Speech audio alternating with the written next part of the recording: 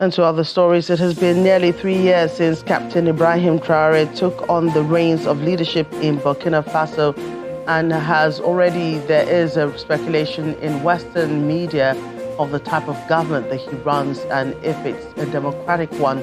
The charismatic 37-year-old has skillfully built the persona of a Pan-Africanist leader. Because we will wage a relentless war to the last drop of blood against anyone who dares to attack our state. That fiery statement didn't come from some far-flung militant. It came from a senior official standing in the heart of Burkina Faso's new capital project. A man who seemed almost calm as he said it, even while his eyes burned with resolve. Why such dramatic words? Because just days ago, Burkina Faso, a landlocked West African country often overlooked on the global stage, announced a $200 billion road infrastructure plan. To put that into perspective, that figure is more than 4 times the size of Burkina Faso's entire economy. The country's GDP barely crosses $40 billion. So when officials dropped this bombshell figure, people inside and outside Burkina Faso were stunned. At first, the announcement was a quiet one. There were no grand parades, no jets painting the sky in red, green, and gold, the colors of the Burkinabe flag, just a plain government statement posted online, followed by a handful of local news blurbs that barely scratched the surface. But almost immediately after, there was movement. Heavy equipment rolled into remote stretches of the Burkinabe bush.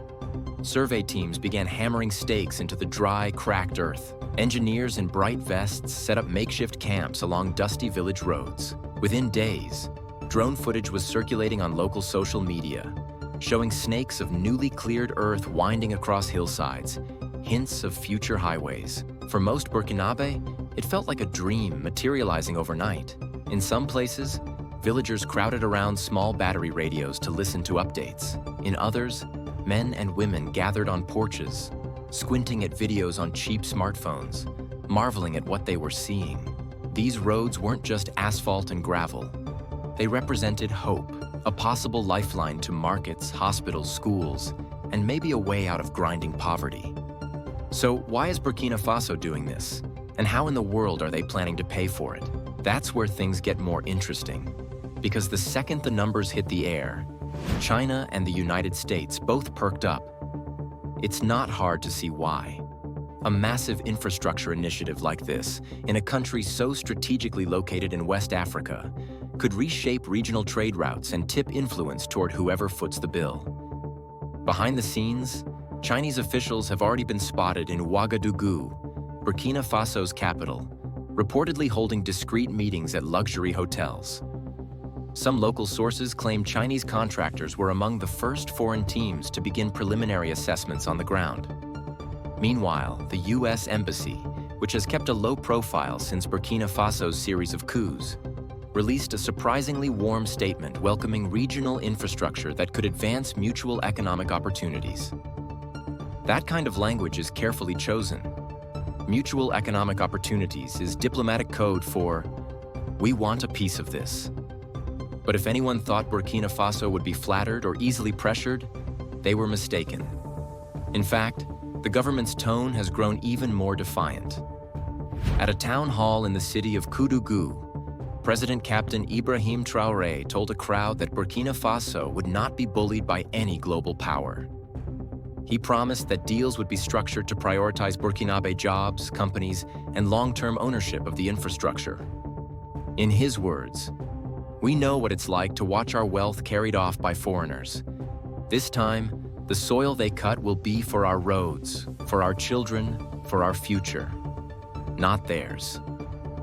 That spirit of fierce self-determination isn't new here. Burkina Faso's very name, adopted in 1984 under revolutionary leader Thomas Sankara, means land of upright people. Sankara's legacy still hangs over the country like a banner of unfinished business. Now, with this road plan, many see a chance to finally fulfill some of those old promises. Of course, the realities are messy. Despite big talk, Burkina Faso does not have piles of cash sitting in its central bank. Most of the proposed funding will come from complex arrangements, lines of credit, resource-backed loans, and new tax regimes aimed at foreign miners extracting gold, zinc, and manganese from Burkina soil. Early whispers suggest China might extend loans tied to mining concessions, a familiar pattern seen across Africa. But there's also been unexpected talk of smaller European nations, Portugal and even Hungary, floating ideas for joint venture contracts, possibly hoping to carve out little footholds of their own. The United States, for its part, has reportedly been in quiet discussions with regional ECOWAS members about financing feeder roads that could link to broader trans-African corridors. On the ground, though, none of this high-level maneuvering matters much to the people living alongside the survey markers. In villages like Yako and Tenkodogo, farmers interviewed by local journalists spoke mainly about how long they've waited for decent roads. One elderly woman, balancing a bowl of peanuts on her head, told a reporter she'd walked 2 hours to the nearest clinic last month when her grandson broke his leg. If these roads shorten that journey, she said, it's worth any cost. Yet there are also quiet fears. Some wonder whether the government is biting off more than it can chew. They've seen half-finished projects before, rusting skeletal bridges in riverbeds, abandoned stretches of tarmac swallowed by weeds. They know promises can fade when the first payment deadlines hit. Still, for now, the momentum is real. Satellite images already show new cut lines through forests and scrublands. Small local contractors have sprung up overnight to supply gravel, water trucks, or simply provide security to construction teams. Young men who might have left for gold mines in Ghana are staying put, hoping to land steady work. As for the rest of the world, they're paying attention too. Because in a global climate where influence is increasingly tied to infrastructure, whoever helps Burkina Faso build its new arteries might end up with long-term stakes in everything that flows through them, from copper and cotton to strategic military alliances. This is just the beginning of the story. In Part 2, we'll dig deeper into exactly how Burkina Faso is structuring these deals, what they're risking, and why some experts warn this could either be a generational leap or an economic trap with no easy exit. If you follow the dusty trails where bulldozers now rumble, you'll find men in worn hats and women in bright patterned wraps, all watching from the roadside. Some stand with hands on hips, eyes narrowed, trying to measure what this future might really bring. Because for all the optimism buzzing around Burkina Faso's $200 billion road dream, there's a sobering question few want to say aloud. How does a country whose entire GDP is barely a quarter of that number actually pay for it? The short answer: by making deals. Lots of them. The longer, messier answer is unfolding right now in private boardrooms and outdoor meetings under baobab trees. Sources close to the Ministry of Finance say Burkina Faso is weaving together an intricate tapestry of funding arrangements. Part of it involves resource-backed loans, the same type that have raised eyebrows across Africa. In practical terms, it means the government promises future outputs: gold from mines in the Sahel, cotton from plantations, even rare earth minerals still being surveyed, in exchange for upfront cash or infrastructure. China is no stranger to these setups. Its state-backed companies have signed dozens of such agreements in countries like Angola and the Democratic Republic of Congo. In Burkina Faso, insiders whisper that a handful of Chinese conglomerates are already preparing to pour concrete and lay asphalt, guaranteed repayment through mineral extraction rights that could last decades. Meanwhile, the United States is approaching things differently. U.S. agencies and private investment funds have reportedly pitched public-private partnerships, PPPs. These structures shift a lot of early construction risk to American or European investors in exchange for long-term toll or service contracts. It's the same model used to build highways in parts of Eastern Europe after the fall of the Soviet Union. For Burkina Faso, it means roads could go up faster, but drivers might eventually pay tolls that funnel profits overseas. Then there are the smaller players, countries like Turkey, which has aggressively pursued construction contracts across Africa, or tiny Gulf states eyeing stakes in logistics hubs that could serve the whole Sahel region. Some of these deals are structured as Build, Operate, Transfer (BOT) projects, where foreign companies run a road or port for a set period before handing it over. So, is this just another rush to carve up African wealth? Some critics certainly think so. A prominent Burkinabe economist, Professor Mamadou Sawadogo, recently warned in a local paper that resource for roads deals can become new chains on old wrists. His fear is that if commodity prices crash or mines underperform, Burkina Faso could end up owing more than it ever borrowed, with very little local benefit to show for it. But the government insists they're learning from past mistakes. Officials say all contracts now include stronger local labor requirements and technology transfers. In one document leaked to a regional business paper, a clause demands that foreign firms must hire at least 70% Burkinabe staff for non-specialist roles and create on-site training centers. There's also talk of setting up a sovereign road maintenance fund, seeded by a slice of mining royalties, to keep new highways from crumbling when foreign contractors pack up. Still, beyond the paper assurances, there's a grittier reality taking shape on the ground. Drive through towns like Po near the Ghanaian border, and you'll see rough camps with rows of canvas tents. These belong to Chinese, Turkish, and Burkinabe subcontractors all jockeying for position. Nearby, local eateries are booming, serving spicy grilled chicken and millet beer to sweaty workers in neon vests. Small farmers are trying to negotiate payments when survey teams stake routes through their fields. Some accept cash eagerly, others hold out, worried they'll lose fertile land forever. Meanwhile, the promise of jobs is turning into a double-edged sword. Young men flock to construction sites hoping for steady pay. Many do get hired, but wages can be inconsistent, and working conditions are tough. One local youth leader in Kaya described crews pulling 14-hour shifts under blistering sun with minimal safety gear. "They say we are building the future," he told a journalist. "But some days it feels like we are dying for it." On the geopolitical front, Burkina Faso's pivot is starting to strain older ties. France, once the colonial ruler here, has largely been sidelined. Since 2022, when Captain Ibrahim Traoré took power in a coup that ousted a France-friendly administration, relations have been tense. The new leadership pushed French troops out, slammed French mining companies with new taxes, and refused to renew certain old contracts. Analysts say the sweeping road initiative is another step in building a future without heavy European strings attached. But there's also risk in leaning too heavily on just a few big partners. If China's economy stumbles, as some forecasts now warn, or if US private equity cools on African infrastructure because of rising global interest rates, Burkina Faso could find itself stranded mid-build, $500 million deep with unfinished highways stretching like scars across the countryside. For now, though, the mood on the street is a volatile cocktail of excitement and nervous pride. In a bustling market on the edge of Ouagadougou, traders say business has already picked up thanks to contractors buying supplies. A tailor named Alima, her fingers stained from dyeing fabrics, laughed when asked if she was worried. "Worried? Maybe, but my son got a job mixing cement last week. We eat better now, so let them build."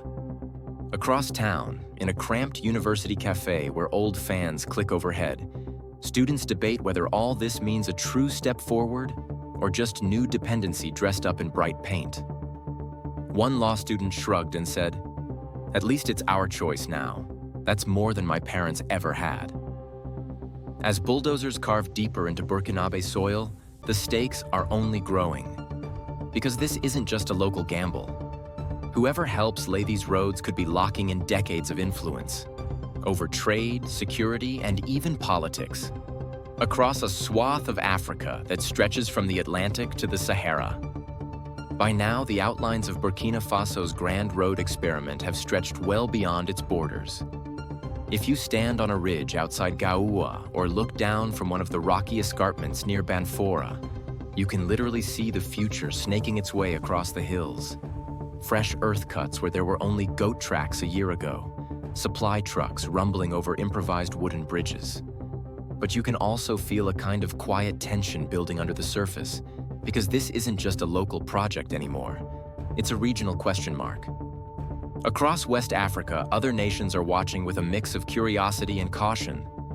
In Mali and Niger, both of which have faced their own political shakeups and pivoted away from traditional Western partners, there's been talk of similar large-scale infrastructure pushes, maybe even linking up with Burkina Faso's new road corridors to create a broader Trans-Sahel network. In Ghana and Ivory Coast, which still rely heavily on French and European investment, some leaders privately admit they're worried these new roads could reroute trade flows, pulling lucrative trucking and shipping contracts northward. It's not hard to see why. The maps being quietly passed around at ECOWAS gatherings now show new arteries running from Burkina Faso's interior directly to ports in Guinea and Togo. If those routes get paved and stabilized, it could sidestep traditional trade hubs that have long depended on older colonial-era alignments.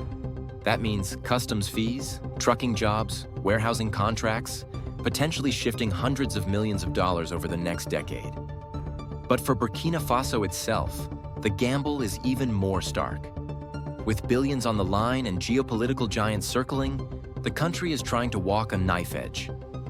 On one hand, President Traore and his team want to prove that an African nation can dream big and pull it off without being permanently beholden to any one power.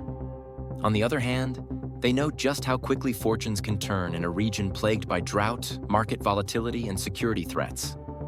Already, there are small warning signs. Some local contractors complain of delayed payments from foreign partners. In a dusty site office on the outskirts of Bobo Dioulasso, a young site manager flipping through unpaid invoices told a local radio crew, "If the money stalls, the machines stop." It's that simple. And if machines stop, momentum breaks, which in massive infrastructure projects can be deadly. Half-built roads often become more expensive to finish than to start anew. There's also the security question. Large open construction zones running through isolated stretches of the Sahel can be tempting targets for insurgent groups. Traoré's administration has promised stepped-up military escorts and local defense brigades to protect critical sites. But that means more young men with rifles, more checkpoints, more tension with communities already wary of government promises. Meanwhile, outside forces continue to hover. Chinese delegations come and go from Ouagadougou hotels under discreet police protection. American diplomatic vehicles weave through traffic for quiet meetings in ministries. Even Russian technical advisors, rumored to be part of a growing security partnership, have been spotted near certain strategic zones. Each one comes with offers, assurances, and unspoken expectations. But perhaps what's most striking is how ordinary Burkinabe people keep pressing on, threading their own hopes through these vast, uncertain plans. In marketplaces, parents still haggle over tomatoes and peanuts. In village compounds, kids still chase chickens and play with old tires. Every once in a while, a convoy of graders and dump trucks will pass, throwing up clouds of fine red dust. Locals pause, watch, and then return to their chores, carrying inside them that fragile, persistent thought. Maybe this time it will be different. At the university in Ouagadougou, students in crowded lecture halls debate whether the roads will really transform things. An economics undergrad named Rodrigue says he's writing his thesis on the project's potential long-term debt traps. Still, he admits, there's a part of him that can't help but feel excited. If we don't try, he says, we stay stuck forever. Some outside analysts echo that cautiously optimistic line. They point to Ethiopia's example, where heavy infrastructure spending helped drive a near tripling of GDP over 2 decades, though not without serious growing pains and periods of political unrest. They also note that while resource-backed loans can be risky, they sometimes unlock capital that would otherwise be impossible for low-income nations to access through traditional global banks. In short, the roads in Burkina Faso are more than roads. They're a test of whether a country with scars from coups, colonial extraction, and decades of underinvestment can chart a different course. They're a bet that by laying down concrete and asphalt, they're also laying foundations for schools, clinics, businesses, and a generation that won't have to leave home to chase opportunity. But the outcome is far from guaranteed. A global slowdown, falling commodity prices, or new regional conflicts could all tighten the noose. A single high-profile debt default could scare off lenders and strand the nation under half-finished overpasses. So where does it all lead? Standing on the fresh edge of one of these new arteries, with trucks groaning past and surveyors shouting to each other over rumbling engines, you can almost believe it will work. That Burkina Faso might emerge in 20 years, not as a cautionary tale, but as a case study of self-driven transformation. A place that decided it was tired of waiting and decided to build. Still, for every hopeful local voice, there's another quietly bracing for disappointment.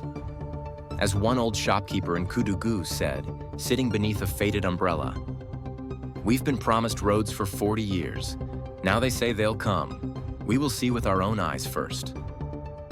And that's really the heart of the story. Not what international advisors predict, or what glossy contracts proclaim, but whether the ordinary people of Burkina Faso actually feel the change in their lives.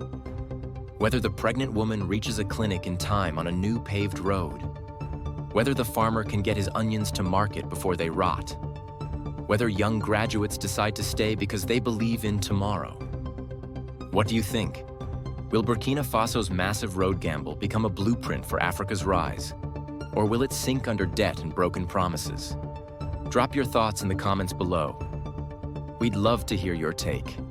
And if you want to keep following stories like this from across Africa and beyond, please hit that like button, subscribe to the channel, and turn on notifications so you never miss an update.